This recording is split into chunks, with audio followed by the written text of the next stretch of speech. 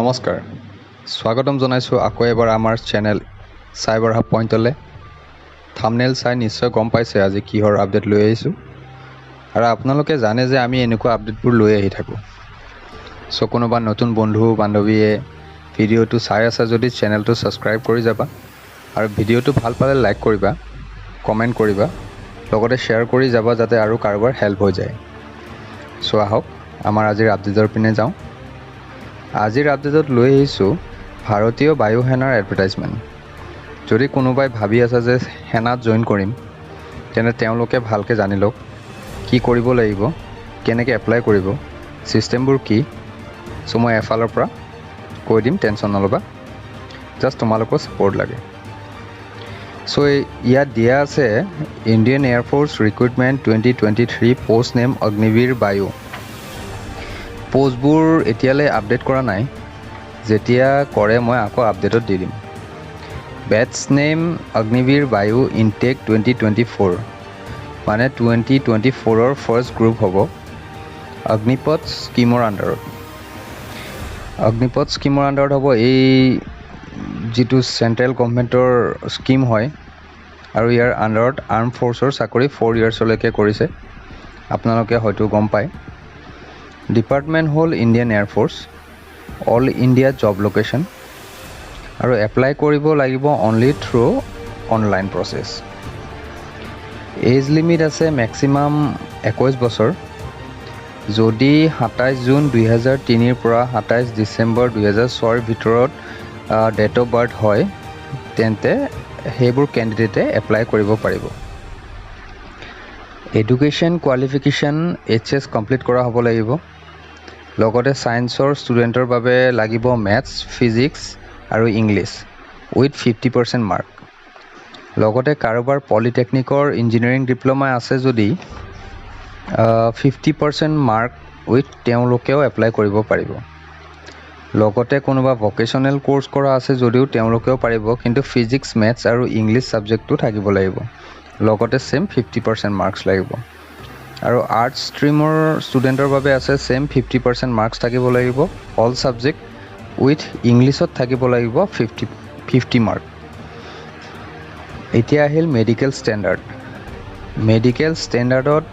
height লাগিব minimum 152.5 cm ল'ৰাৰ বাবে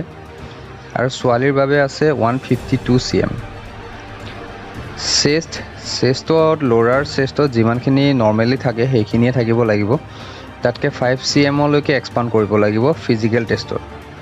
আৰু ওয়েটৰ কাৰণেও সেম থাকিব লগতে চকু কাণ দাঁত এইবোৰ কিবা প্ৰবলেম থাকিলে তেন্তে আপুনি এপ্লাই কৰিলে ৰিজেক্ট কৰিব কাৰণ ভাৰতীয় বায়ু সেনাত ভৰ্তি হ'বলে সকলো মেন্টেল বা ফিজিক্যাল হেলথ ওকে থাকিব লাগে কাৰণ ফোৰ্সবোৰ যিকোনো জায়গাত যিকোনো পৰিস্থিতিত থাকিব লাগে ইয়াৰ বিষয়ে ভালকে দিয়া আছে ইণ্ডিয়ান এয়াৰ ফোৰ্সৰ ওয়েবসাইটত সাৰ্চ কৰি চাই লব পাৰিবা বিস্তাৰভাৱে দিয়া আছে সো নেক্সট আইছে পে স্কেল ইয়াত দিছে যে ফাৰ্স্ট ইয়াৰত 30,000 পেকেজ দিব কিন্তু ইন হ্যান্ড থাকিব 21,000 তেনেকে সেকেন্ড ইয়াৰটো দিয়া আছে থাৰ্ড ইয়াৰ দিয়া আছে ফোৰ্থ ইয়াৰৰ দিয়া আছে মানে পেকেজ থাকিব বেলেগ আৰু ইন হ্যান্ড মানি থাকিব বেলেগ আৰু যেতিয়া 4 বছৰ চাকৰি কৰি হেক হ'ব তেতিয়া 10.4 লাখ বেনিফিট দিব উইথ ইন্টাৰেষ্ট আৰু লগত 48 লাখৰ লাইফ ইন্সুৰেন্স থাকিব এতিয়া আহিল এক্সাম ফিছৰ পেমেন্ট সকলোৰে বাবে সেম থাকিব 250 रुपीस আৰু পেমেন্টটো তোমালোকে debit card credit card net banking দি কৰিব পাৰিবা লগতে চালানৰো ব্যৱস্থা কৰা আছে এক্সিস বেংকত সো ওচৰত থকা এক্সিস বেংকৰ ব্ৰাঞ্চত চালান দি পেমেন্ট কৰিব পাৰিবা এতিয়া আহিল কেনেকৈ এপ্লাই কৰিবলৈ অনলাইন কৰিব লাগিব ইণ্ডিয়ান এয়াৰ ফোৰ্সৰ নিজৰ ওয়েবসাইটত গৈ এপ্লাই কৰিলে হ'ল ফৰ্মখন ফিল আপ কৰিলে হ'ল লগত লগা ডকুমেন্টছখিনি আপলোড কৰিব লাগিব যি বিচাৰে তাৰ পিছত পেমেন্ট অপচন আহিব পেমেন্ট কনফাৰ্ম কৰি সাবমিট কৰিলে হ'ল হেকত প্ৰিন্টআউটটো ল'ব নাপাহৰিবা এতিয়া আহিল ডেট ইয়াৰ অনলাইন প্ৰসেস ষ্টাৰ্ট হৈছে 27 জুলাইৰ পৰা আৰু চলি থাকিব এইটো মাহৰ আগষ্ট মাহৰ মানে 17 তাৰিখলৈকে 17 তাৰিখলৈকে ইয়াৰ অনলাইন প্ৰচেছ চলি থাকিব এক্সাম কণ্ডাক্ট কৰিব 13 অক্টোবৰ তাৰ আগত এডমিটবোৰ পাই যাব সকলোৱে আৰু সিলেক্ট লিষ্ট ওলাব প্ৰভিজনেলখন ওলাব 17 মে 2024 17 তাৰিখে ওলাব মে মাহৰ 2024 আৰু ফাইনেলখন ওলাব 27 মে 2024 এক্সাম দুটা ফেজত হ'ব ফেজ 1ৰ অনলাইন এক্সাম হ'ব কাৰ ক'ত এক্সাম চেণ্টাৰ হ'ব এক্সামৰ কেইদিনমান আগতে জনাব ইমেইল যোগে বা মেছেজ যোগে আৰু আপুনিও আপডেটবোৰ চাই থাকিব পাৰে নিজৰ ৱেবছাইটত ইণ্ডিয়ান এয়াৰফ'ৰ্চৰ ৱেবছাইটত তাৰপিছত এডমিট দিব সেইখন লৈ অন টাইম এক্সাম চেণ্টাৰত গ'লেই হ'ল লগত নিজৰ আধাৰ কাৰ্ডখন লৈ যাব অৰিজিনেল উইথ ব্লেক বা ব্লু পেন এটা লৈ যাব আৰু পেপাৰ হ'ব অবজেক্টিভ টাইপ ইংলিছ আৰু হিন্দী মিডিয়ামত থাকিব পেপাৰবোৰ মানে কুৱেশ্যনবোৰ আৰু ইয়াত নিগেটিভ মাৰ্কিঙো আছে ৰাইট এনচাৰৰ কাৰণে থাকিব 1 নম্বৰ 1 মাৰ্ককে থাকিব প্ৰতিটো অবজেক্টিভত আৰু নিগেটিভ মাৰ্কিঙত আছে 0.25 মানে 4টা ভুল হ'লে 1 নম্বৰ কাটা যাব আপোনাৰ চ' মই নিবিচাৰোঁ যে ভুল হওক আৰু সকলো কেণ্ডিডেটৰে 85 মিনিটছৰ এক্সাম হ'ব অনলাইন এক্সাম আৰু কুৱেশ্যনবোৰ CBSE বৰ্ডৰ চিলেবাছৰ পৰা থাকিব ফিজিক্স মেথমেটিক্স ইংলিছ আৰু ৰিজনিং এণ্ড জেনেৰেল এৱাৰনেছৰ ওপৰত হ'ব কুৱেশ্যনবোৰ তাৰপিছত টেষ্ট ক্লিয়াৰ হোৱাৰ পিছত কেণ্ডিডেটৰ বাবে থাকিব ফিজিকেল ফিটনেছ টেষ্ট